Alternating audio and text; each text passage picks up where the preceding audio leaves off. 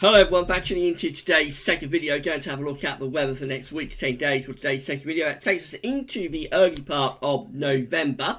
I think we go to around the 2nd or 3rd of November. So we'll be able to extend beyond that with the extended GFS and ECM ensembles over around a couple of weeks. We'll have a look at the CFSV2 at the end of the video. For next month as well, of course. 5-day forecast has been released, so going to be an unsettled 5 days coming up, particularly unsettled on Friday, when we're going to have heavy rain, potentially gale force winds in the south, and could even be a little bit of snow over northern hills in northern England. So have a look at 5-day forecast and see what's going on there. We're going to start off with the Arctic and North Atlantic oscillations. So the black line here tells where we've been with the Arctic oscillation. The red lines at the end where GFS ensembles are forecasting the Arctic oscillation to go. So we can see that back into the summer, the Arctic oscillation went through rather a negative phase through much of the summer. But since early September, it's generally been trending quite positive with the AO. At the moment, it's sort of around neutral to just a little bit on the negative side. However, it looks as though in the next sort of week, we're going to see a bit of a plunge in the Arctic oscillation as we come to the end of October. So it looks like the AO is going to go really quite negative. After that, many members of the GFS ensembles into early November are keeping the AO negative. There are a couple that are going more positive, but overall this does look as though the Arctic oscillation is going to be in rather negative territory for the next week or two. Now, just an index that's reflecting the atmospheric state. It's not driving anything in its own terms. It just tells you what the atmosphere is doing. So when the Arctic oscillation is positive, you're going to have low pressure around Greenland and up into the Arctic. When the Arctic oscillation, though, is negative, you'll have high pressure around Greenland and going up into the Arctic. And high pressure blocking, high latitude blocking, is really pushing cold air out of the pole into mid latitudes. So when you've got a negative AO, it can be a signal for things to be colder, not necessarily for the UK, because that cold air could push out into Asia or North America or Russia. So it just depends where exactly the blocking is sitting, but a lot of the cold spells that we get do coincide with negative periods of Arctic oscillation condition. This is the NAO observed and forecast chart. So again, the black line shows where we've been with the NAO, the red line's at the end, where the GFS ensembles are forecasting the NAO to go. So we remain negative as we have been since the end of April, actually, generally been in very negative territory with the NAO for the past several months. We continue with this negative NAO at the moment.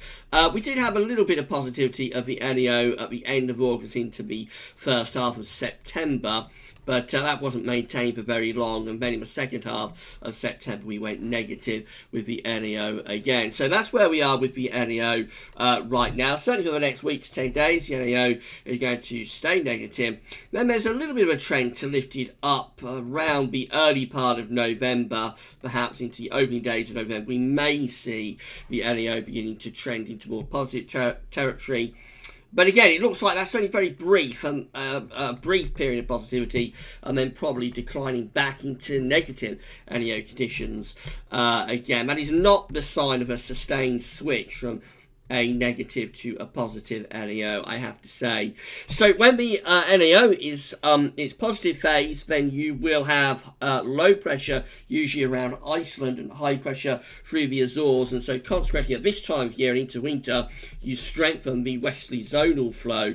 Conversely, when the NAO is negative, you will tend to have a weaker zonal flow. So sometimes you'll get high pressure around Iceland and low pressure through the Azores, and that will weaken the zonal westerly flow, and particularly combined with a negative AO, a negative NAO can be the signal for colder conditions again. As I say, we have been in a prolonged phase of negativity of the NAO, and despite that sort of rise in the NAO that we see there for the opening days of November, I think overall it does look as though the NAO is set to stay in this negative phase for the foreseeable future, and any rise that we get into positivity of the NAO is likely, on the basis of that, anyway, to be relatively brief and probably quite short-lived. So generally a negative AO-NEO combination is a cool, and by winter, cold combination usually. And within the GFS ensembles, upper air temperature and precipitation ensembles, we are seeing generally quite a cool outlook, I have to say, as we go into the early part of November. So the red line here is the 30-year upper air temperature average for London. A little bit above average today, although it is actually quite chilly down on the surface even today. The next few days, a little bit up and down with the temperature, upper air temperature. So it's cooler there, it's a bit warmer there, and then it's cooler there. But overall, you can see that a lot of these ensemble members are trending underneath the red line as we go through the first week of November. So that's 1st of November just there. Overall, that does look like a pretty cool and possibly at times even quite cold chart coming up for the rest of October and the first week of November, and continues to be unsettled as well, because we have had a deluge October across most parts of the country.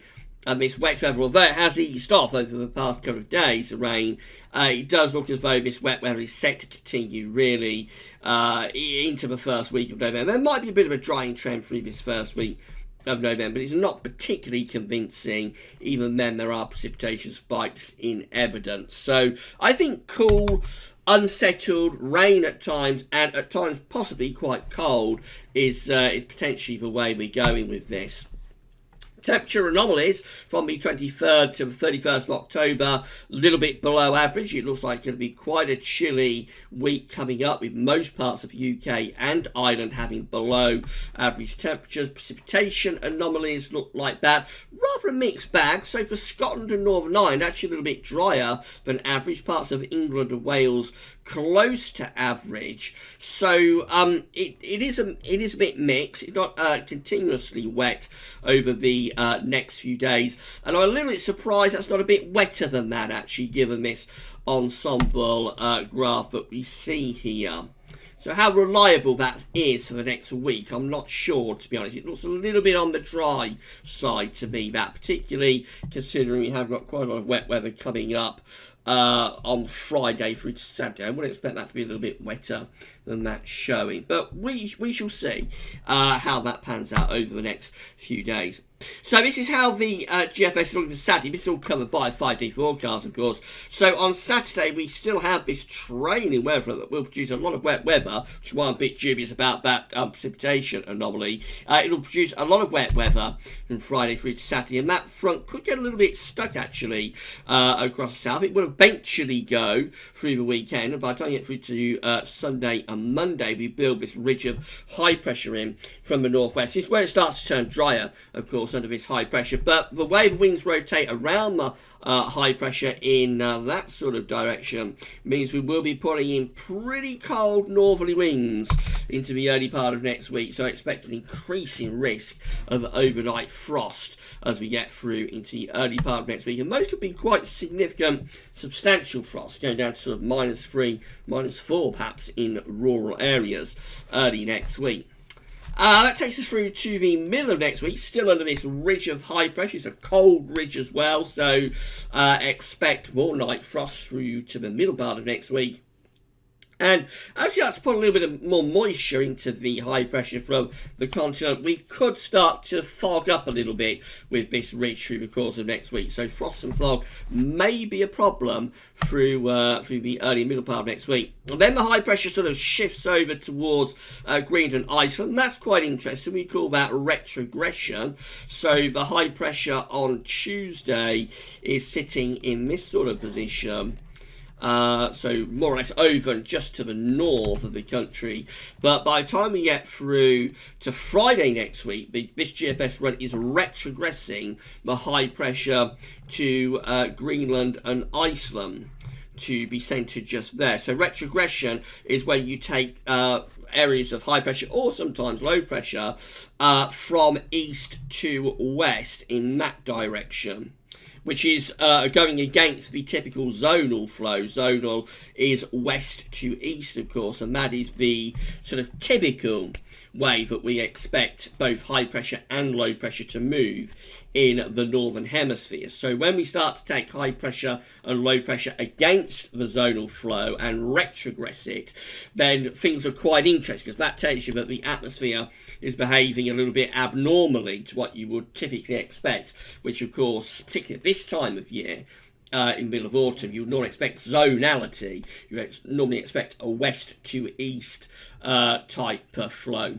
So retrogression at any time of year is quite interesting and unusual. This time of year, take note. So we get through to day 10. That's how we're looking. Saturday the 2nd of November is day 10. And we've got this ridge of high pressure in the North Atlantic, bringing pretty cold north to northeast wind. That could even be colder for a few wintry showers across eastern parts of the country.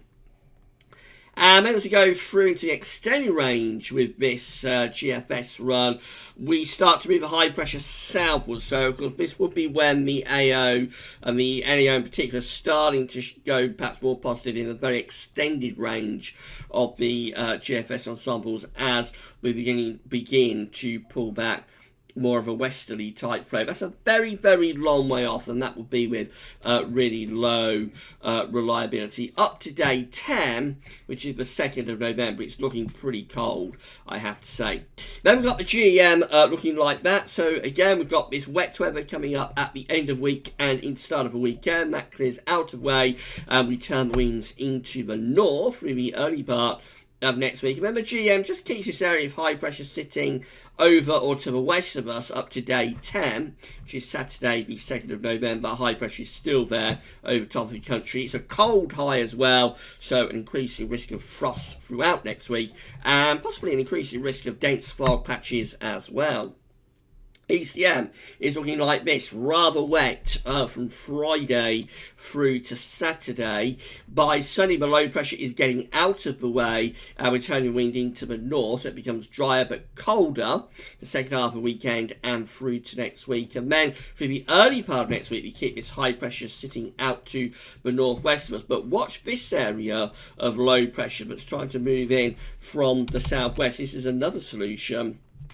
And that low pressure through the second half of next week, this is Thursday the 31st of October, Halloween, brings a very wet and windy spell of weather to much of England and Wales. Cold northeasterly winds and outbreaks of heavy rain there for Halloween for much of England and Wales. That low pressure moves over to Germany by the first day of November, still bringing this pretty cold northeasterly wind. And then that's how we look at day 10, which is Saturday the 2nd of November. Ridge of high pressure is beginning to slip southwards, so we're trying to move some milder air in off the Atlantic, but overall that's still pretty chilly, even up to day 10, Saturday 2nd of November. This is a precipitation forecast based on that ECM run. So starting off with wet weather in the northwest today, otherwise has been a fair amount of dry weather, but rain is going to develop, most of it light through the course this afternoon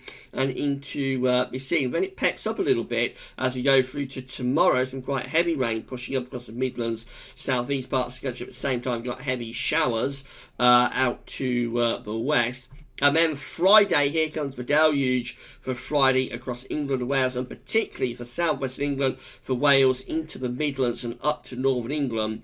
Some very wet weather indeed. There could be a little bit of snow on the northern edge of that wet weather, particularly over high ground, but not exclusively so. There could be one or two flakes coming down to lower levels on Friday night across parts of northern England. Won't amount to anything, I don't think, just perhaps a little bit of sleetiness in the within the rain.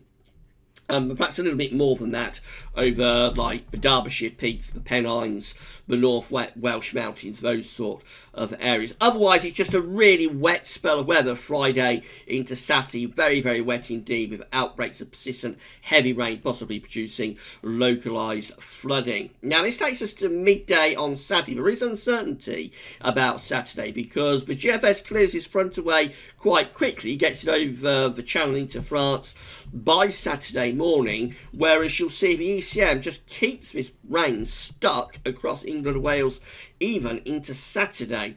So it's not until Saturday evening that the rain finally starts to push southeastwards, and this is midnight Sunday and still the rain is pouring across southeastern parts of the country. That front really does take a long while to get away over the weekend. So there is uncertainty about how wet we're going to be Friday and Saturday. Certainly Friday and Friday night will be very wet. It's really a question mark about Saturday, how quickly that rain gets out of the way. Eventually that rain does go, and then we go into the drier, colder weather, of course, as we get through into the second half of the weekend, and then early next week. We're moving up to the middle part of next week now, and here comes that next area of low pressure. Again, this bringing a real drenching, particularly again to England and Wales. It's nowhere near as wet as that Scotland all night. Suggestion of a little bit of sleet or snow mixed in again across parts of the Pennines. This is last day of October, so that low pressure then clears out into the North Sea. We're pulling in this strong and cold northeasterly wind with plenty of rain too. And then we move into the opening days of November, and it's drying up, but it's still pretty cold even into the opening days of November. These are the options that are on the table within the ECM ensembles today for day 10, which gets us to the 2nd of November. So we have 15 members of the ECM ensembles with above average heights out to our west and northwest, below average heights to our east. So we're pulling in pretty chilly, even quite cold northeasterly winds. It's a little bit showery in the east too. 13 members of the ECM ensembles with above average heights out to our west, but also extending down through the UK, so they're a drier option, I suppose. Probably quite cool though. 13 have the high pressure out to the northwest, and again they're pulling in sort of northeasterly winds. 6, including the operational run, that's run we're just looking at, of course, have above average heights in the middle of the Atlantic going up to Greenland. Quite a deep trough of low pressure sitting to the east of us, so a little bit more unsettled with those, and quite cold again.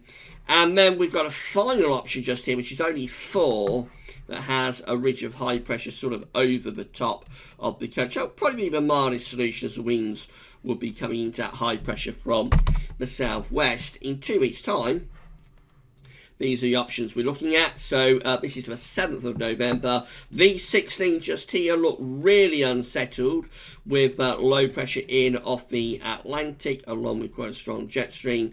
They also have a blocking signal up towards Greenland.